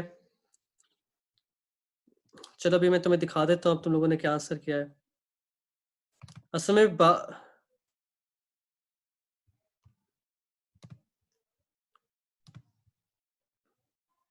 can everyone see? We have 48 people who have answered this. अब मैंने क्या कहा था कि आइसोनाइजेट, रिफैम्पिसिन, फिर एक लीवोफ्लॉक्सासिन और फिर एक कैप्टियोमाइसिन. अब एक तो आइसोनाइजेट हो गया, एक रिफैम्पिसिन हो, तो then third one was supposed to be a quinolone. इसका ऑप्शन ए करेक्ट था. जो 26 लोगों ने आंसर किया वो ठीक आंसर किया है, और साथ में एक इंजेक्टेबल एंटीबायोटिक. ठीक है? आइसोनाइजेट, रिफैम्पिसिन, लीवोफ्लॉक्सासिन और कैप्टियोमाइसिन, दिस वाज द आंसर. जो 19 जिन्होंने आंसर किया ना, ऑप्शन सी, आइसोनाइजेट, रिफैम्पिसिन, कैप्टियोमाइसिन और एमिकासिन, यहाँ पे क्विनोलॉन नहीं है. यहाँ पे दो अलग इंजेक्टेबल्स हैं जिनके साथ हुआ है ये रेजिस्टेंट. ठीक है? तो आइसोनाइजेट, रिफैम्पिसिन और क्विनोलॉन प्लस इंजेक्टेबल होना चाहिए. क्विनोलॉन का होना जरूरी है, इट्स अ मस्ट. 1 और 3 में भी क्विनोलॉन एब्सेंट है. सॉरी, क्या कहते हैं, डी और ई में, डी और ई में भी क्विनोलॉन एब्सेंट है, और ई में तो बल्कि है ही नहीं कोई. तो you can not answer that. इसका आंसर ए था. जिन्हें 26 ने आंसर सही किया वो, that is the right answer. ठीक है? क्विनोलॉन का होना जरूरी है इसके अंदर. ये मैं 22nd एडिशन में लिखा था, ये डेविडसन के रेजिस्टेंट पैटर्न्स, तो उसके मुताबिक मैंने ये सवाल बनाया तुम लोगों के लिए. ठीक है? अब हम चलते हैं बाकी, वापस जाते हैं अपनी स्लाइड्स के ऊपर. चलो भाई, अब आप अपनी ट्रीटमेंट को टेस्ट कैसे करते हो? हमने पढ़ लिया है ट्रीटमेंट क्या है, राइप है. उसके बाद हमने उसके साइड इफेक्ट्स पढ़े हैं. फिर हमने पढ़ा कि एक्सजीआर टीबी कौन सा है, एमडीआर टीबी कौन सा है. अब हमने चेक करना है कि हम अपनी ट्रीटमेंट को टेस्ट कैसे करेंगे. आप स्पुटम स्मीयर लोगे 2 महीने बाद और 5 महीने बाद. ठीक है? अगर 5 महीने बाद उसका स्पुटम, ये पल्मोनरी ट्यूबरकुलोसिस की बात कर रहे हैं, पल्मोनरी की बात कर रहे हैं, याद रखना स्पुटम स्मीयर पल्मोनरी में लेना है. सही है? अगर 5 महीने बाद उसका रिजल्ट पॉजिटिव आता है तो that is treatment failure. Treatment failure की डेफिनेशन ये है कि 5 मंथ्स बाद रिजल्ट उसका पॉजिटिव आएगा. और जो एक्स्ट्रा पल्मोनरी ट्यूबरकुलोसिस है उसमें क्लिनिकली और रेडियोग्राफिकली आप उसको इवेलुएट करोगे. वो तुम लोगों के लिए इंपॉर्टेंट नहीं है. तुम लोगों के लिए इंपॉर्टेंट अभी पल्मोनरी ट्यूबरकुलोसिस है. तो तुमने स्पुटम कब लेना है अपने पेशेंट को ट्रीटमेंट देने के बाद? पहला लोगे तुम 2 महीने में, उसके बाद लोगे तुम 5th महीने में. ठीक है? ये तुम्हें गाइड करेगा तुमने आगे ट्रीटमेंट कैसे करनी है. ठीक है? Let's go on. अब जो क्लिनिकल पर्ल्स है यहाँ पे, ये मैंने तुम्हें डेवी, स्टेप अप और जिगोस से इकट्ठे करके दे दिए हैं. हमेशा विटामिन B6 के साथ आइसोनाइजेट देनी है. डॉट्स का तुम लोगों को पता है, मैंने इससे एक्सप्लेन नहीं किया. डायरेक्टली ऑब्जर्व्ड ट्यूबरकुलोसिस की जो थेरेपी होती है ना, जो आप पेशेंट को बुला के उसके मुंह में डालते हो मेडिसिन, उसको कहते हैं डॉट्स. ठीक है? अपने सामने देते हो, बेसिकली मुंह में नहीं डालते, दैट वाज बीइंग मेटाफोरिकल। मगर जो डॉट्स होता है ना, उसमें आपने पेशेंट को देनी होती है अपनी सुपरविजन में। ये आप 3 टाइम्स अ वीक देते हो। हमारा भी ट्यूबरकुलोसिस का डॉट्स प्रोग्राम होली फैमिली के अंदर है, कोई अगर इंटरेस्टेड है तो जाके देख ले, लेकिन प्रोटेक्शन मेजर रखता है ताकि ट्यूबरकुलोसिस खुद को ना हो जाए। सही है। अच्छा, आगे क्या है कि एक्सटेंडेड ट्रीटमेंट कब देते हो? पहले तो आप 6 मंथ्स की ट्रीटमेंट दे रहे थे ना, अब आपने एक्सटेंडेड ट्रीटमेंट कब देनी है पेशेंट को? एक्सटेंडेड ट्रीटमेंट इन केसेस में देनी है, पेशेंट को एचआईवी है, उसको ट्यूबरकुलर सिस्टोमाइलिटिस है, मिलियरी टीबी है, मेनिंजाइटिस है, प्रेगनेंसी है, एमडीआर है या एक्सटीआर है। इन कंडीशंस में you extend the treatment, because इनके 6 महीने से क्योर होने वाले चांसेस रिलेटिवली कम है। ठीक है। अब इंपॉर्टेंट एमसीक्यू जो है कि प्रेगनेंसी में कौन सी आप ट्यूबरकुलोसिस ड्रग्स नहीं देते?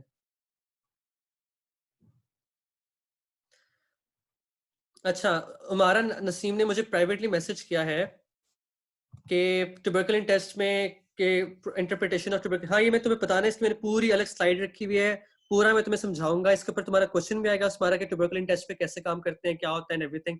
वो मैंने एंड में रखा हुआ है ताकि हम फ्लो हमारा खराब मत हो। ठीक है, फ्लो में जाने के लिए मैंने वो एंड में रखी है वो चीज। वो स्क्रीनिंग टेस्ट है वो हम एंड में करेंगे। ठीक है। आइसोनाइजिड के लिए विटामिन B6 हो गए। अब जो एक्सटेंडेड ट्रीटमेंट है ये याद रखो, ये इसमें देनी है। अब प्रेगनेंसी में कौन सी 2 दवाइयां नहीं देनी? पायराजिनामाइड और स्ट्रेप्टोमाइसिन। स्ट्रेप्टोमाइसिन मैंने मिस कर दिया है, वो याद रखना। स्ट्रेप्टोमाइसिन और पायराजिनामाइड आप प्रेगनेंसी में नहीं देते पेशेंट को। और आपने प्रेगनेंसी में बगैर देखे आपने उसको pyridoxine, which is also called vitamin B6, vitamin B6 और पायराडॉक्सिन एक ही चीज है, आपने स्टार्ट कर देनी है प्रेगनेंसी वाले पेशेंट को। क्या नहीं देना? Streptomycin, pyrazinamide. याद रखना इस चीज को। स्ट्रेप्टोमाइसिन, पैराजिनामाइड प्रेगनेंसी में नहीं देनी। आप 3 ड्रग्स दोगे उसको, 9 से 12 महीने दोगे उससे। पैराडॉक्सिन पक्की देनी है। ठीक है। Let's go on. Hassan Shahzeb ने सही लिखा है कि streptomycin can cause deafness in children. Yes, deafness in normal people. Pregnant women में क्या करती है वो स्ट्रेप्टोमाइसिन, क्या करती है कि जो बच्चे होते हैं ना उनकी डेवलपमेंट, स्केलेटल डेवलपमेंट में मेरे ख्याल से मस्ता कोई करती थी, आई एम नॉट श्योर, लेकिन ये याद रखना कि पैराजिनामाइड और स्ट्रेप्टोमाइसिन नहीं देते। That is all they going to ask, not more than that. आगे चलते हैं। Teratogenic, yes. अब हम वापस जाएंगे।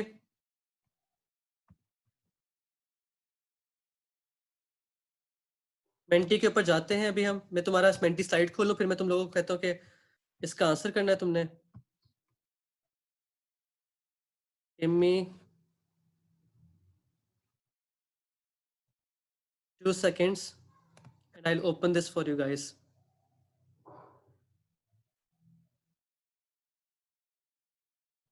अब ये तुम्हारा डिस्कशन क्वेश्चन है। ठीक है, जो नेक्स्ट क्वेश्चन है that is a discussion question.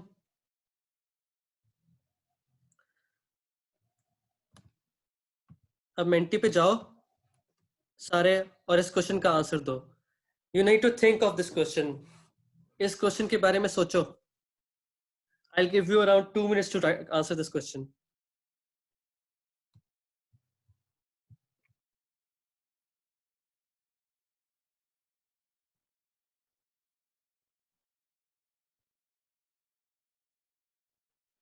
यार सर्च मत करना इंटरनेट से, देखो ये जो हम काम करते हैं ना यहाँ पे पढ़ते हैं, आप वॉलंटरली आ रहे हो, मैं वॉलंटरली पढ़ा रहा हूँ। मैंने आप लोगों के क्वेश्चंस इस तरह बनाए हैं ताकि किसी का पता ही ना लगे कि किसने आंसर किया, ताकि कोई अशेम्ड फील ना करे। जो लिखना है लिखो, whatever you want to write इसमें लिखो। पूरे पूरे पैराग्राफ मत लिख देना, 2-2 लिखना। अच्छा, नंबर ऑफ एंट्रीज मैंने 3 लिखी हुई, आई एम सॉरी। इसको आप नंबर ऑफ एंट्रीज 1 कर लेते हैं।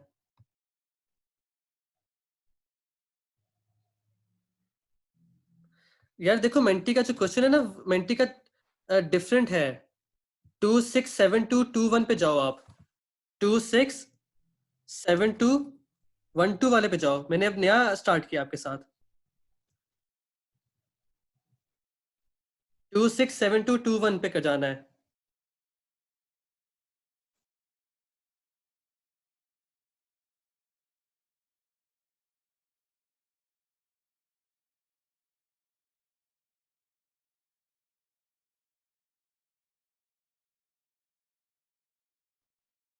कर लो आंसर।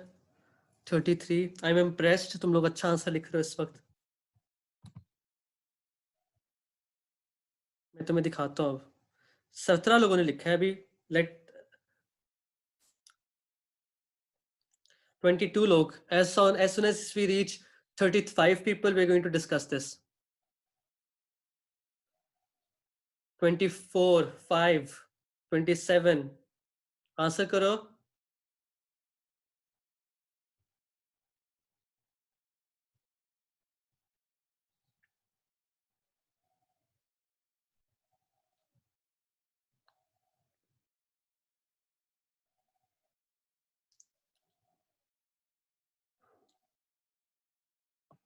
$33 हो गए हैं. As soon as we hit 35, I'm going to share the stage screen with you guys. चलो, let's share the screen with you guys. अब how do you guys perceive this? ठीक है. अब तुम लोगों ने बहुत अच्छा लिखा है, reduce inflammation, anti inflammatory, limit tissue damage, anti inflammatory. ठीक है, वेरी गुड आंसर्स. अब किसी एक बंदे ने लिखा है छोटा सा बीच में, डिक्रीज इम्यूनिटी नहीं करते, decrease inflammation. At the end of the day you all are saying inflammation है. यही आंसर है, decrease inflammation, reduce. And to this person जिसने लिखा है ना, no idea sadly, I highly respect you, your original, and I love that. ठीक है. किसी ने लिखा है not given in TB, that is wrong, contraindicated, wrong, you can not say that. अगर लिख भी दिया तो कुछ होता है. Decrease the symptoms is another way to say reduce inflammation. ठीक है. Prevent hypersensitivity, I am not so sure, that is not an answer. ठीक है. Supportive therapy, that is not a good answer. Healing decrease infection, risk infection, नहीं, that is not an answer. अब मैं तुम्हें बताता हूँ इसका answer क्या है. Let's go back to the slides first. ठीक है. अब इसका आंसर ये है, which you need to remember. इसका आंसर ये है कि द पर्पस, मैंने एक जगह पे तुम्हें लिखा था, आप बेसिकली इन्फ्लेमेशन को रिड्यूस करने के लिए करते हो. अगर आपने एग्जांपल देना है, जो बहुत इंपॉर्टेंट एग्जांपल है ट्यूबरकुलोसिस में, वो मैंने तुम्हें एक जगह रोक के बोला था, एक जगह पे कि ना, यहाँ पर देखो सीएनएस की पाल्सीज का जिक्र हो रहा है. याद आया? वहां मैंने लिखा था कि सीएनएस की पाल्सीज होती हैं. अब क्या होता है कि जब आपको मेनिंजाइटिस होता है ना, किसी ने मेनिंजाइटिस सीखा था, and I really appreciate you on that, well done. ये आपका ना मेडिसिन के सीएनएस का क्वेश्चन है जो मैं भी बताने लगा, ये ग्लूकोकॉर्टिकॉइड्स क्यों देते हैं. जब किसी को मेनिंजाइटिस होता है ना, उसकी जो मेनिंजेस है वो इतनी इन्फ्लेम कर जाती है ना कि नर्व रूट्स कंप्रेस होना शुरू कर देती है. क्रेनियम नंबर 5, 6, 7 जो क्रेनियम नर्व्स है ना, इनके मसले शुरू हो जाते हैं. To reduce those palsies and to reduce the effect on those nerves, what you're going to do is you're going to give glucocorticoids. ठीक है. उसके ब्रेन में जो इन्फ्लेमेशन हो रही है उसको रोकना है. कभी कभार पेरिकार्डियल में भी कुछ स्टडीज कहती हैं कि दे सकते हैं फ्यूजन में, लेकिन बेसिकली आप इन्फ्लेमेशन को रिड्यूस कर रहे हो. और जो इसकी बेस्ट एग्जांपल है जो आपने वाइवा में बोलनी है, वाइवा में यू हैव टू से दिस, कि हम मेनिंजाइटिस में खास तौर पे देते हैं क्योंकि इससे क्रेनियल नर्व पैल्सीज को हम कंट्रोल करते हैं. ठीक है. तो हमने काफी चीजें डिस्कस कर ली हैं. अब हम किसी को कोई समझ ना आए तो मुझे बता दे. Everyone is on board? सबको समझ आ रही है?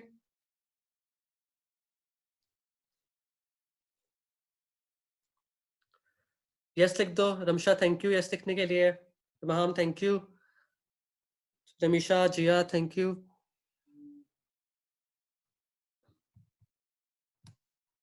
अच्छा, हसन, शेख हसन ने क्वेश्चन पूछा है कि to prevent immune response against dead organism should we use glucocorticoid before TB treatment? I don't think so. यार देखो, immune response is something which is going to limit those organisms. अगर इम्यून रिस्पांस इतना बुरा हो गया कि वो आपके क्रेनियल नर्व पैरालिसिस करा रहा है और बहुत ज्यादा बुरे किस्म के सिम्टम्स करा रहा है, तब आपने देने हैं ना. When you have an uncontrolled immune response, then you give glucocorticoids. वरना तो immune response is very important to limit your TB, but when it goes out of your control, then you give it, then you give glucocorticoids. जैसे meningitis में it is going out of control, इतना immune response है कि inflammation होगी, cranial nerve passes होगी, बंदा बिल्कुल paralyse पड़ा हुआ है. अब उसके पैरालिसिस को तो ठीक करना है ना किसी तरह से, तो वो ग्लूकोकॉर्टिकॉइड्स देना जरूरी हो जाता है उस केस में. ठीक है. तो ये चीज याद रखना. अब हम आगे चलते हैं.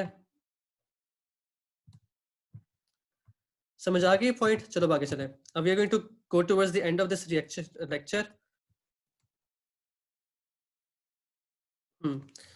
तो अब डिटेक्शन ऑफ लेटेंट टीबी हम कैसे करते हैं? इसके लिए हम पीपीटी टेस्ट करते हैं और आईजीआरए यूज करते हैं.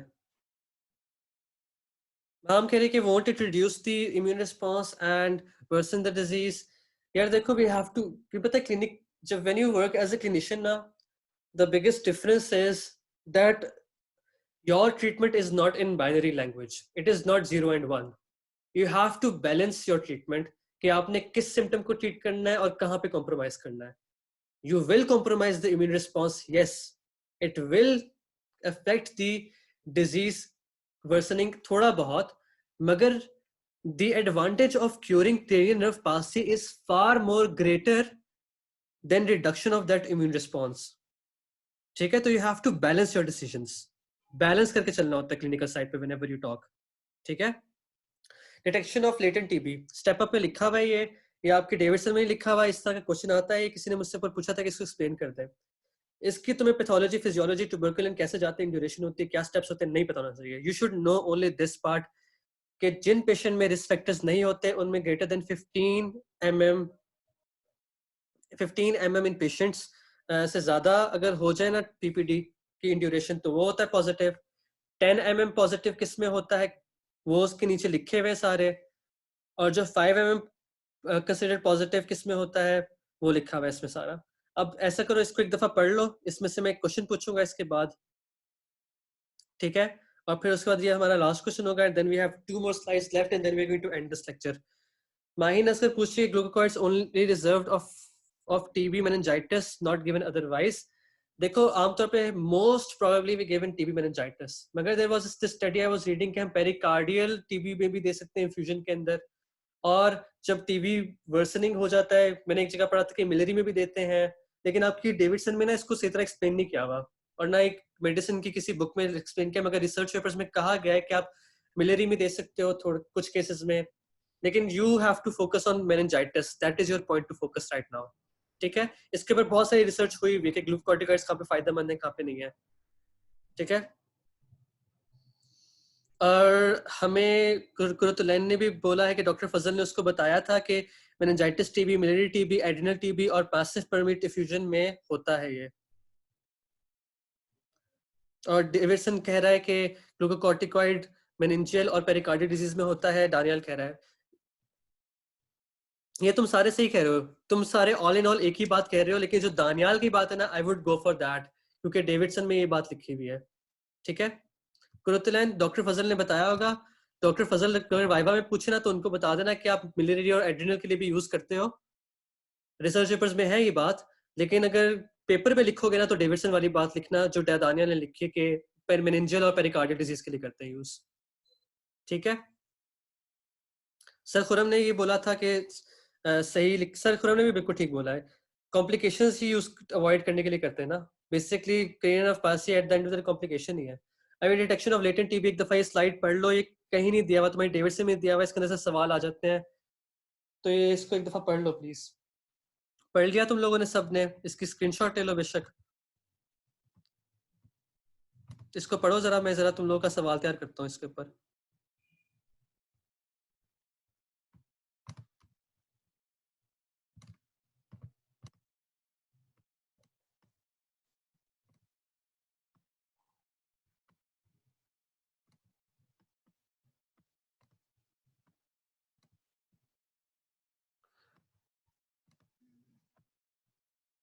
चलो भाई, अब हम जाते हैं मेंटी के ऊपर.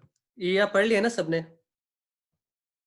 अब इस वाले कोड को डालो 496950, और इस क्वेश्चन का आंसर करो सारे.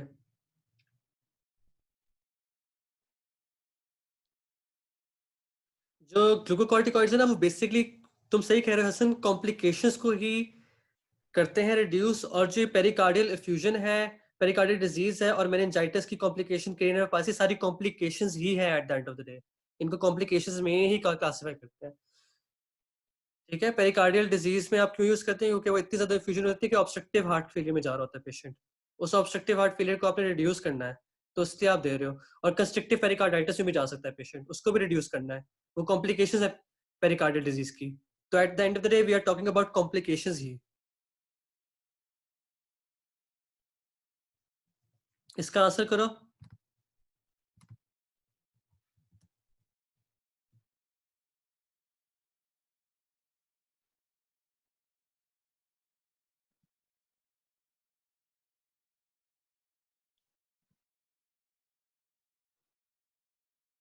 जब आंसर कर लो तो मैं तुम्हें दिखा देता हूँ। 29 लोगों ने आंसर किया है।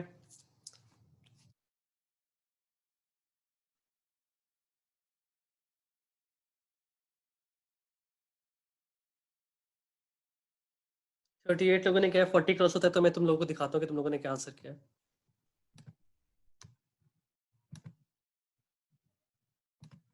चले जी, 40 क्रॉस हो गया। Let's see. So most of you think 5 है, ठीक है। Most of you think, sorry गलती से मैंने गलत शेयर कर दिया ये, ठीक है था। मोस्ट ऑफ यू थिंक 5 है, सही है। तो that is the right answer. 10, 2 तो बिल्कुल भी नहीं होगा ना, 2 तो आता ही नहीं किसी भी खाते में, 2 तो भूल जाओ बिल्कुल। 15 तो बिल्कुल ऐसे पेशेंट में होता है जो बिल्कुल भी जिसमें रिस्क फैक्टर्स नहीं है। तो ये जिसने 2 और 15 किया है ना, वो तो that is a wrong answer. 20 शुक्र है किसी ने किया, अल्लाह ताला का शुक्र है बहुत बहुत। 10 गलत किया है आपने, क्योंकि जब मैंने लिखा था ऊपर स्लाइड के अंदर, 10 बेसिकली होता है आईवी अब्यूजर्स में, अल्कोहलिक्स में। आईवी 10 बेसिकली होता है, ग्रेटर देन 10 होता है आईवी अब्यूजर में, अल्कोहल्स में। हाँ कुरत, क्वेश्चन ये है कि तो फिर 5 तो नहीं हुआ ना, ठीक।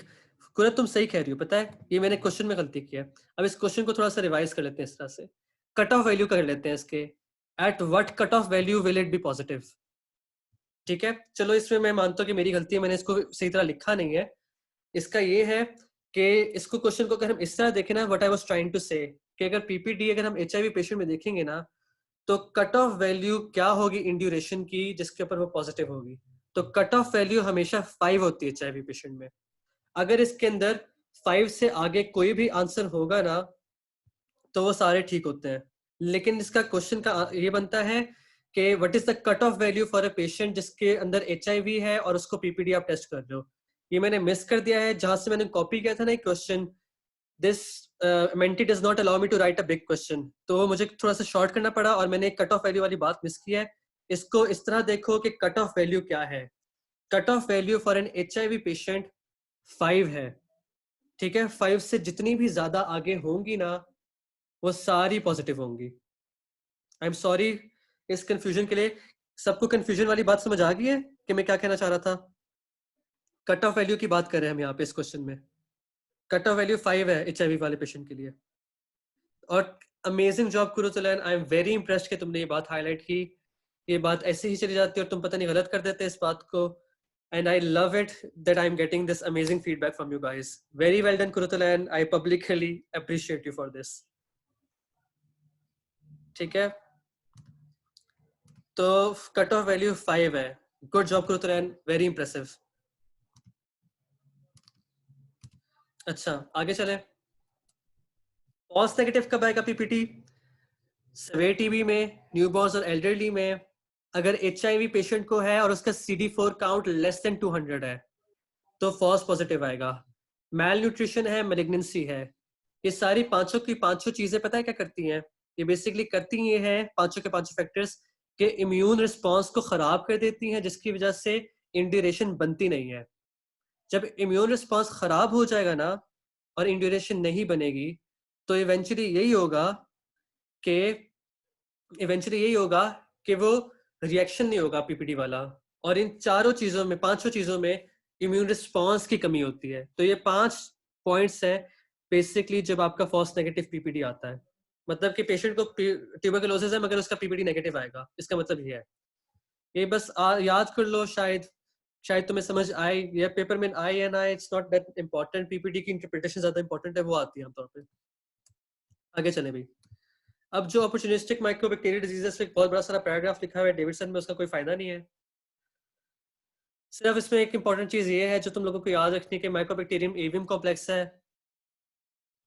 ये अटैक करता है एचआईवी पेशेंट को जिनका CD4 count less than 50 cells per ml होता है। That's it. Opportunistic mycobacterial diseases के अंदर कोई इंपॉर्टेंट बात और कुछ नहीं लिखी हुई, सिर्फ और सिर्फ ये बात इंपॉर्टेंट है। इसको याद कर देना, ये गलती से कोई एमसीक्यू में दे देगा तो तुम्हें आना चाहिए। वेरी लो चांस, मगर ये आना चाहिए, ये एमसीक्यू में आ सकता है। ठीक है, हम एक छोटी सी स्लाइड बनाएंगे नई, और उस स्लाइड का नाम है द एंड। सबको समझ आ गई?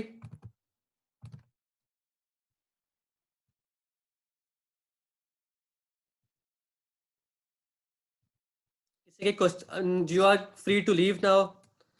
हमारा क्लास का टाइम पूरे 3 मिनट ज्यादा हुआ है। I am sorry for 3 minutes. ठीक है, तो मैं माफी चाहता हूँ कि मैंने आपके 3 मिनट्स एक्स्ट्रा ले लिए, मगर I try to always complete on time. मैं बड़ा स्केड्यूल करके चलता हूँ अपने लेक्चर्स को। द पॉइंट इज दिस कि जिसने जाना है वो जा सकता है, अगर किसने रुकना है तो वो आ जाए। मुझे पता लगा कि 10 से, दानियल कह रहा है कि 10 से आपकी हाउस ऑफ स्टार्ट हो रही है। यस आई नो, लेकिन देखो गाइस, अगर तुम्हें लगता है कि फायदेमंद है लेक्चर्स, तो I promise you I take out time for you guys, because you guys are very important, और I honestly have this ownership for you guys. तो मैं ऑब्वियसली तुम लोगों के लिए आई टेक आउट टाइम किसी ना किसी तरह से। अगर दिन में किसी तरह मेरा टाइम निकलता है तो मैं निकाल के लेक्चर दूंगा। ठीक है, I will send the slides to the group इंशाल्लाह ताला। I take out time for you guys as well इंशाल्लाह ताला। अल्लाह ताला ने अगर मुझे इस्तिताअत दी, अल्लाह ताला ने अगर मुझे सेहत दी, तो मैं इंशाल्लाह ताला तुम लोगों के लिए टाइम निकालूंगा, तुम लोगों को हर तरह से हेल्प करूंगा। You guys are very important, तुम हमारा फ्यूचर हो, जैसे मैं अपने सीनियर्स का फ्यूचर हूँ, तुम हमारा फ्यूचर हो। अपना ख्याल रखना, और वॉलंटियर करने के लिए मत आ जाना प्लीज। किसी के कोई क्वेश्चन है तो they should feel free to stay back and ask questions. I am here till 55. You can leave the room if you want to.